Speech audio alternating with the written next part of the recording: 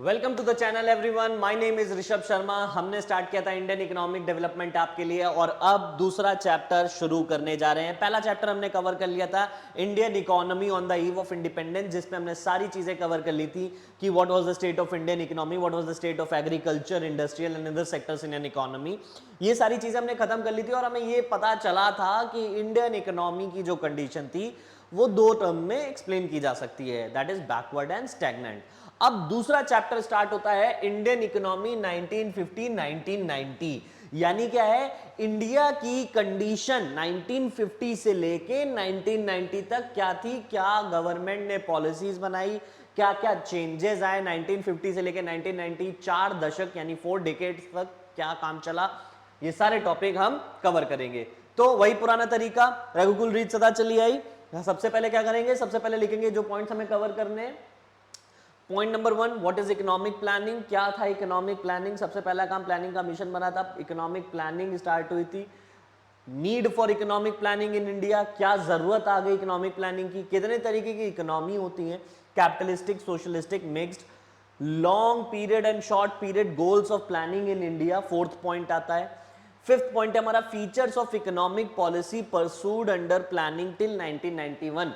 Economic policies जो भी बनाई गई 1991 तक, उनके फीचर्स क्या थे, क्या कैरेक्टरिस्टिक्स थे, ये हम पॉइंट नंबर 5 में कवर करेंगे। ठीक है, now reforms in Indian agriculture. Reforms in Indian agriculture, अब जो मेजर रिफॉर्म थे वो 3 सेक्टर में किए गए थे, एक एग्रीकल्चर, दूसरा इंडस्ट्रियल, तीसरा फॉरेन ट्रेड। ठीक है, तो एग्रीकल्चर सेक्टर में क्या रिफॉर्म हुए, technical, institutional, general reforms.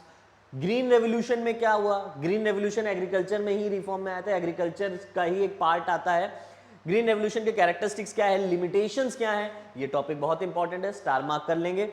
Industry और ट्रेड में क्या था फैक्टर, इंडस्ट्री और ट्रेड में क्या चेंजेस आए थे, इसके अंदर 3 सब पॉइंट है। Factor necessitating direct participation of state, मतलब गवर्नमेंट का डायरेक्ट पार्टिसिपेशन क्यों था इंडस्ट्री और ट्रेड में। व्हाट इज आईपीआर 1956 यानी industrial policy resolution 1956, development of SSI यानी small scale industries. Last part है फॉरेन ट्रेड, तो टोटल 9 पॉइंट है। फॉरेन ट्रेड यानी import substitution, inward looking trade strategy, ये सारे पॉइंट हम डिस्कस करेंगे। ठीक है, ये सारी चीजें कवर करने के लिए सबसे पहले पॉइंट लिख लेंगे और आज की वीडियो में कोशिश करेंगे यहां से लेके पॉइंट नंबर 4 तक टॉपिक कवर हो जाए पार्ट ए में। ठीक है, ये इसको हम कवर करेंगे। ठीक, सबसे पहले इंपॉर्टेंट टॉपिक क्या क्या है, इंपॉर्टेंट टॉपिक आएंगे। सबसे पहला हमारा इस पे स्टार मार्क करेंगे हम लोग, long period and short period goals, question बनेगा। नेक्स्ट जितने भी हैं ये और ये क्वेश्चन आना तय है। ठीक, मेरे हिसाब से यहां तक सबने नोट कर लिया होगा, नोट्स बनाते चलिएगा मेरे साथ, मैं आपके साथ साथ बहुत मेहनत कर रहा हूं। लाइक करिएगा इस टॉपिक को अगर आपको समझ में आए, शेयर करिएगा अपने दोस्तों के साथ। जिसको जिसको इंडियन इकोनॉमिक डेवलपमेंट में थोड़ा बहुत भी डाउट है वो अपने रियल डाउट्स अपने कमेंट सेक्शन में पोस्ट कर सकता है, मैं उसका रिप्लाई करने की कोशिश करूंगा और इनफैक्ट पूरे करूंगा ही करूंगा। ठीक है, चलिए शुरू करते हैं। ठीक है, सबसे पहला टॉपिक आता है व्हाट इज इकोनॉमिक प्लानिंग। भाई देखो 1950 में 1947 में आजाद हो गए, आजादी मिल गई 47 में, 3 साल खुशियां मना ली। 3 साल बाद मतलब अकल आई कि अरे करना क्या है, ये देश भी तो चलाना है। तब कहते हैं प्लानिंग कमीशन का इस्टेब्लिशमेंट हुआ, निर्माण हुआ। ठीक है, किस तरीके से हुआ, प्लानिंग कमीशन को बनाने वाले का नाम था PC Mahalanobis, Prasanta Chandra Mahalanobis. He is also known as father of Indian statistician. ठीक है, फादर ऑफ इंडियन स्टैटिस्टिक्स, मैं इंडियन स्टैटिस्टिशियन बोल गया। ठीक है, he is also known as architect of Indian planning, बंदा बड़ा कमाल का था। इन्होंने ही लॉन्ग पीरियड गोल्स और प्लानिंग के बारे में इंडिया को बताया और इंडिया के लिए प्लानिंग कमीशन का एस्टैब्लिशमेंट किया। अब ये प्लानिंग कमीशन है क्या और ये इकोनॉमिक प्लानिंग है क्या, तो जरा ध्यान से सुनो। मैंने कहा कि एक देश है, सपोज करो सऊदी, और एक देश है मैंने कहा इंडिया। ठीक, सऊदी के पास क्या रिसोर्सेज हैं, सऊदी के पास रिसोर्सेज के नाम पे क्या है, ऑयल है। सऊदी ने कहा ठीक है हम इस ऑयल को बेचेंगे और उससे अपना इंफ्रा डेवलप करेंगे, इंफ्रास्ट्रक्चर बनाएंगे उससे अपना डिफेंस डेवलप करेंगे, उससे अपना डिफेंस सेक्टर पे काम करेंगे, उससे अपनी ओवरऑल इकोनॉमी पे काम किया जाएगा। तो उन्होंने क्या किया, ऑयल को बेचा, ऑयल एज अ रिसोर्स को इस्तेमाल किया और अपने देश का डेवलपमेंट किया। जब कोई देश अपनी रिसोर्सेस का इस्तेमाल करके अपने देश का डेवलपमेंट करता है, फिर वो चाहे इंफ्रास्ट्रक्चर बना रहा हो, फिर वो चाहे क्या बोलते रेलवेज बना रहा हो, फिर वो चाहे रोडवेज बना रहा हो, चाहे वो स्कूल्स बना रहा हो, ठीक है, ऑक्यूपेशन पे काम कर रहा हो, जीडीपी ग्रोथ पे काम कर रहा हो, जब भी कोई देश अपने रिसोर्सेज का इस्तेमाल करके अपने देश का डेवलपमेंट करता है, उसे कहते हैं प्लानिंग, इकोनॉमिक प्लानिंग, यानी utilization of a nation's resources in accordance with the national priority for the development of a nation. ठीक है, अब इंडिया के पास क्या था, इंडिया के पास लैंड है, लेबर है, ठीक है, इंडिया ने लैंड और लेबर का इस्तेमाल करके अपनी रिसोर्स को इस्तेमाल करके प्लानिंग करना स्टार्ट किया। कैपिटल की कमी, इसलिए हम आज भी मंगाते हैं मेक इन इंडिया, भाई बाहर से आओ, यहाँ पर पैसे बनाओ, यहाँ पर फैक्ट्री लगाओ, ये एक तरीका हो गया। तो इकोनॉमिक प्लानिंग क्या हो गया, इकोनॉमिक प्लानिंग हमने कवर किया कि it means utilization of country's resources, country की रिसोर्सेज को यूटिलाइज करना इन डिफरेंट डेवलपमेंट एक्टिविटीज, अलग अलग डेवलपमेंट एक्टिविटीज में। अब वो डेवलपमेंट एक्टिविटीज किसी भी सेक्टर की हो सकती है, primary, secondary, tertiary, in accordance with national priority, national priority के हिसाब से। तो हर देश यही करता है, भाई कुछ रिसोर्सेज मेरे पास है, कुछ रिसोर्सेज किसी और के पास है, अब मैं अपनी रिसोर्सेज को बेच के, अपनी रिसोर्सेज का इस्तेमाल करके अपने देश का डेवलपमेंट करूंगा, कोई बाहर से तो आएगा नहीं बनाने। तो इकोनॉमिक प्लानिंग क्या होती है, जब हम अपने देश की रिसोर्सेज का इस्तेमाल करके देश का ही डेवलपमेंट करें। तो it means utilization of country's resources in different development activities in accordance with national priority. ये डेफिनेशन दी किसने थी, ये डेफिनेशन दी थी प्लानिंग कमीशन ने। कब दी थी, 1950, यानी प्लानिंग कमीशन कब सेटअप हुआ था, 1950। डेट याद रखिएगा भाइयों बहनों, डेट भूल गए तो क्वेश्चन कटेंगे, मार्क्स कटेंगे, नंबर। पीसी महालनोबिस, अभी मैंने बता दिया था, he is also known as father of Indian statistics. इन्होंने ही प्लानिंग कमीशन का आइडिया दिया था। He is also known as architect of Indian planning. Point number 1 हमारा कंप्लीट होता है, इसके अलावा और कुछ नहीं। एक पॉइंट और आता है इसमें कि राइट नाउ प्लानिंग कमीशन हट गया है, प्लानिंग कमीशन का नाम बदल के क्या कर दिया गया है, नीति आयोग। क्या कर दिया गया है, NITI Aayog.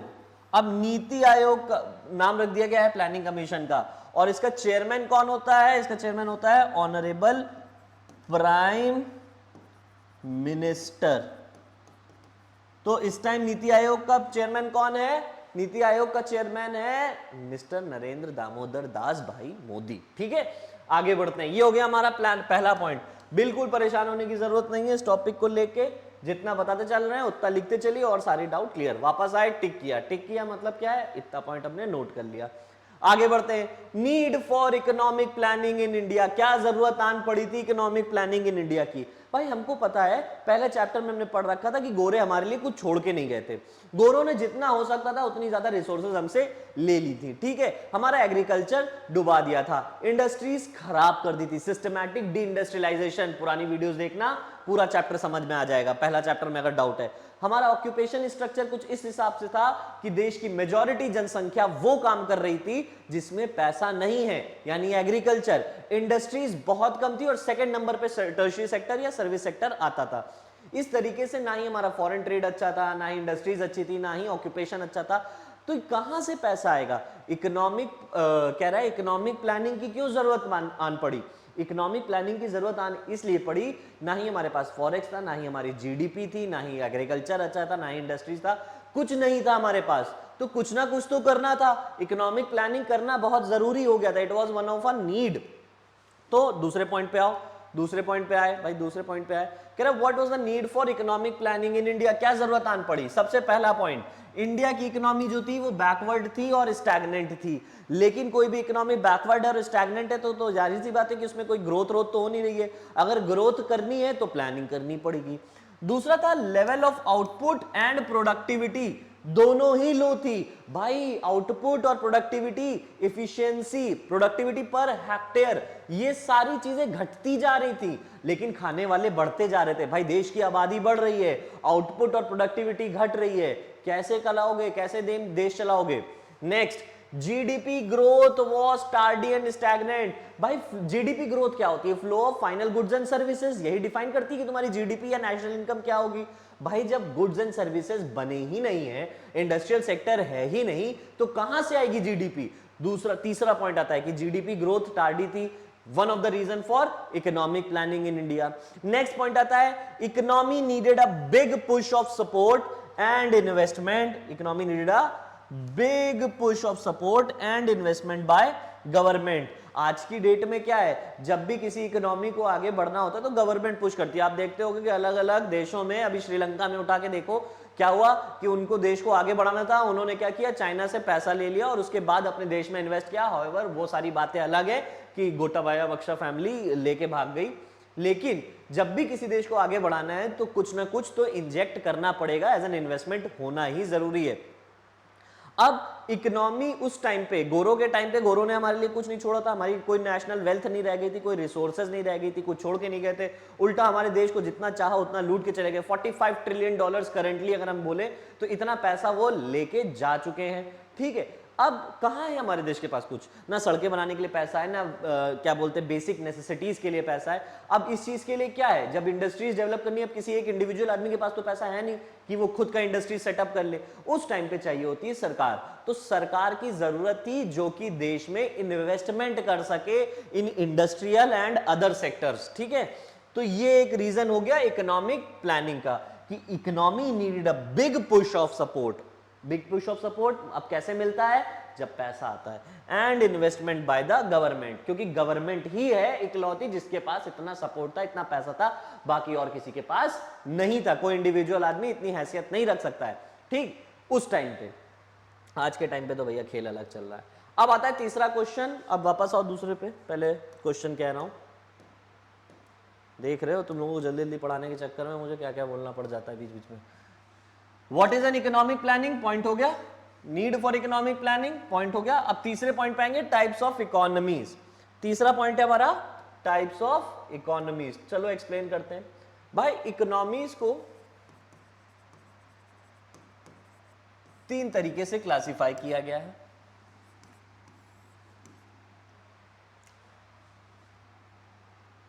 USA, Russia, India. Sir ये क्या कह रहे हैं? वहां तो लिखा है सोशलिस्टिक कैपिटलिस्टिक मिक्स्ड, तो ये क्या हुआ? तो यूएसए क्या है? यूएसए एक ऐसी कैपिटलिस्ट इकोनॉमी है। क्या है? एक ऐसी इकोनॉमी जो कैपिटलिस्ट इकोनॉमी कहलाती है।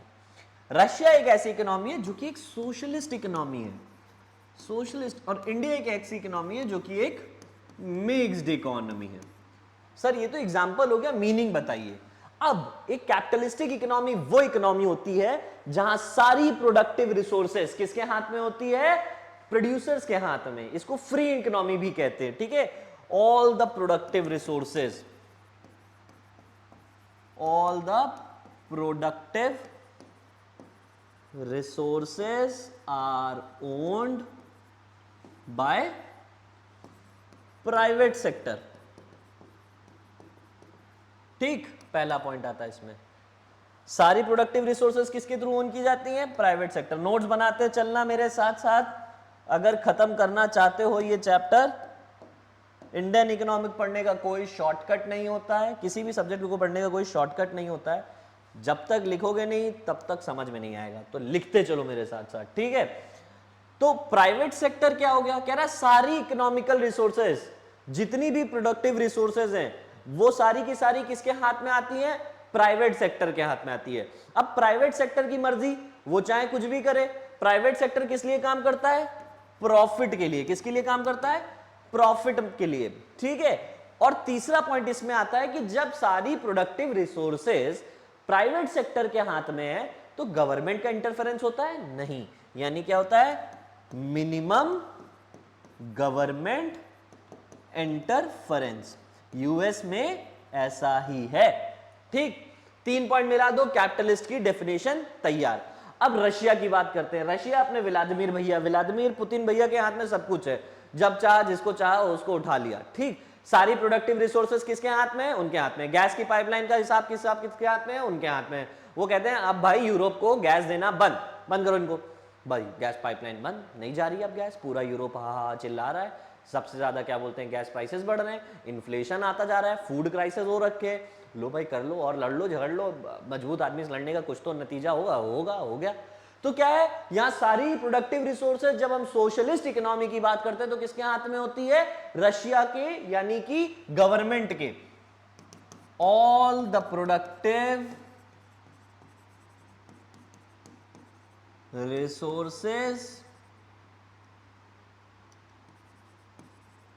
आर ओन्ड बाय गवर्नमेंट और पब्लिक सेक्टर। नाउ गवर्नमेंट क्या पैसे बनाने के लिए काम करती है, प्रॉफिट के लिए काम करती? नहीं, गवर्नमेंट का काम है पैसे बनाना नहीं, गवर्नमेंट का काम है सोशल वेलफेयर करना, लोगों का भला करना, ये देखना कि लोगों के पास बेसिक नेसेसिटीज हैं कि नहीं है। तो ये वो इकोनॉमी होती है जिनका मेजर ऑब्जेक्टिव क्या होता है? Social welfare.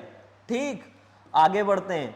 जब अब सारी प्रोडक्टिव रिसोर्सेज जब प्राइवेट के हाथ में थी तो गवर्नमेंट इंटरफेरेंस मिनिमम था। जब सारी प्रोडक्टिव रिसोर्सेज पुतिन भैया के हाथ में है तो पुतिन भैया जो चाहे करें, यानी क्या है जब रिप्रोडक्टिव रिसोर्सेज पब्लिक सेक्टर के हाथ में आती है तो कहते हैं फुल कंट्रोल होता है। तो क्या होता है? फुल कंट्रोल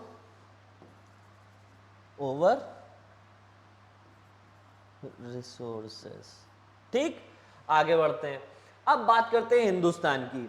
देखो जब जवाहरलाल नेहरू प्रधानमंत्री बने उन्होंने कहा देखो ना ही हम पूरी तरीके से कैपिटलिस्टिक अप्रोच रखेंगे ना ही हम सोशलिस्टिक अप्रोच रखेंगे, हम ना पूरी तरीके से ना कैपिटलिस्ट बनना चाहते हैं जो प्रॉफिट मेकिंग हंगरी पूंजीपति लोग होते हैं। कैपिटलिस्टिक का मतलब क्या था? कैपिटलिस्टिक मतलब पूंजीपति लोग। अब पूंजीपति इकोनॉमी जैसे इंडिया में कैपिटलिस्टिक कुछ गिने चुने लोग हैं, ठीक है, वो कैपिटलिस्ट हैं। मतलब क्या है? पूंजीवादी को जो सपोर्ट करते हैं, ठीक है, पूंजीपति लोग होते हैं, पैसे वाले, रुतबे वाले। अब जवाहरलाल नेहरू की सरकार आई तो जवाहरलाल नेहरू कहते हैं कि यार देखो ना तो इनकी तरह बनना है ना तो पूरी तरीके से सोशलिस्ट बनना है, हम कहीं बीच में ही रहेंगे। मतलब जिसका जो मन है वो करे। कुछ जगह गवर्नमेंट देखेगी कि क्या प्रोडक्शन हो रहा है, किस तरीके से काम चल रहा है, और कुछ जगह producers are free to produce whatever they want. ठीक है, तो इंडिया ने एक ऐसा अप्रोच अपनाया जहां पर दोनों का ही रोल है, यानी mixed approach which shares the feature of both capitalistic and socialistic economy. तो क्या है? ऑल द प्रोडक्टिव रिसोर्सेज, अब मैं पूरा नहीं लिख रहा हूं, क्या होगा? All the productive resources are owned by both private and public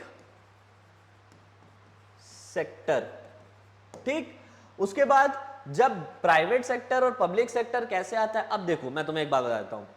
अगर मैं बात करूं न्यूक्लियर एनर्जी की, अगर मैं बात करूं डिफेंस की, है ना, अगर मैं बात करूं आर्म्स एंड एम्यूनिशंस की, तो ये सारी चीजों को कौन देखता है? कोई प्राइवेट सेक्टर देखता है? नहीं, ये सारी चीजों को देखता है हिंदुस्तान की सरकार। लेकिन अगर तुम्हें वीट का प्रोडक्शन करना है, तुम्हें राइस का प्रोडक्शन करना है, तुम्हें फार्मिंग करनी है, छोटा मोटा बिजनेस स्टार्ट करना है, तो उसके लिए तुम्हें इसके लिए सरकार नहीं कहेगी कि ये बिजनेस नहीं कर सकते। कुछ चीजें हैं जिसपे सरकार अभी भी हक जताती है, जैसे फार्मास्यूटिकल। ठीक है, फार्मास्यूटिकल का अगर बिजनेस स्टार्ट करना है, लो भाई रिटर्न परमिशन, लाइसेंस लिया है कि नहीं लिया है? नहीं लिया है तो नहीं कर सकते। लेकिन अगर कुछ जगह तुम फ्री हो कि खुद से काम कर सकते हो, जैसे फार्मिंग वगैरह, इसमें सरकार कोई रोक टोक नहीं लगाएगी। तो एक मिक्स्ड अप्रोच है, कहीं पर सरकार इंटरफेयर कर रही है और कहीं producers are free to produce anything. समझ में आ रहा है ना? तो जब दोनों अप्रोच हैं तो ऑब्जेक्टिव भी दोनों रहेगा, प्रॉफिट के साथ साथ सोशल वेलफेयर। यही नतीजा है कि हम कहीं के नहीं रहे। दोनों दो नाव पे पांव रखा और नाव इधर बह गई।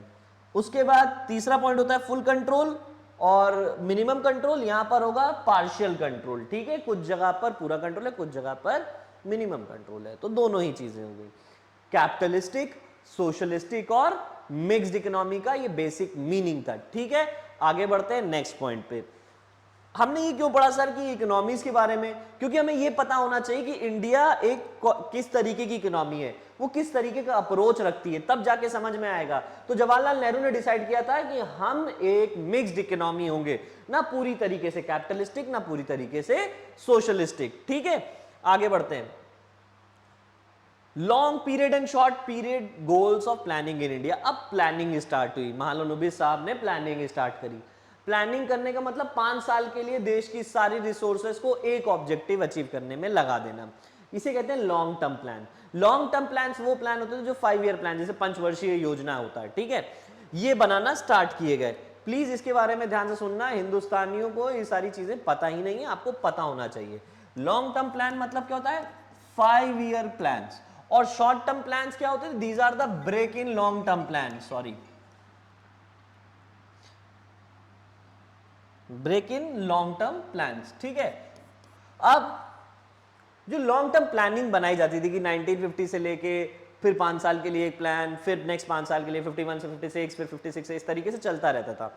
अब यहां से प्लानिंग कमीशन ने जब स्टार्टिंग की तो कुछ गोल्स लेके चले कि हम जो भी ऑब्जेक्टिव रखेंगे, जो भी प्लानिंग कमीशन का ऑब्जेक्टिव रखेंगे, उससे कुछ स्पेसिफाइड सेट ऑफ गोल्स होंगे।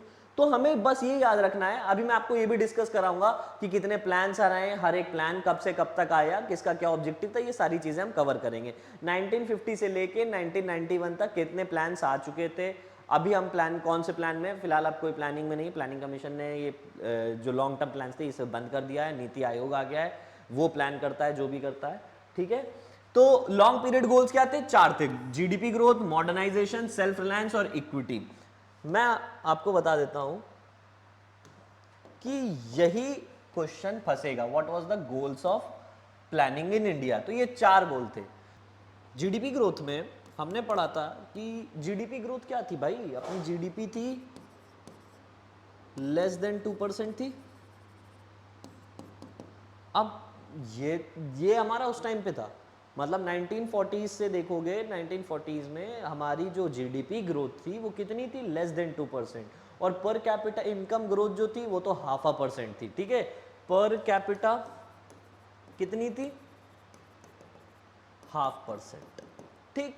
अब ये लॉन्ग पीरियड प्लान्स या प्लानिंग कमीशन ने जो प्लान्स बनाए उनका एक ऑब्जेक्टिव था कि ये जो डेटा है इसको बदला जाए, जीडीपी ग्रोथ रेट थोड़ी सी बढ़ाई जाए। अब जीडीपी ग्रोथ रेट होता क्या था, flow of final goods and services. Industries थी नहीं तुम्हारे पास, तो क्या तुम फ्लो करोगे, क्या ही फाइनल गुड्स प्रोड्यूस करोगे।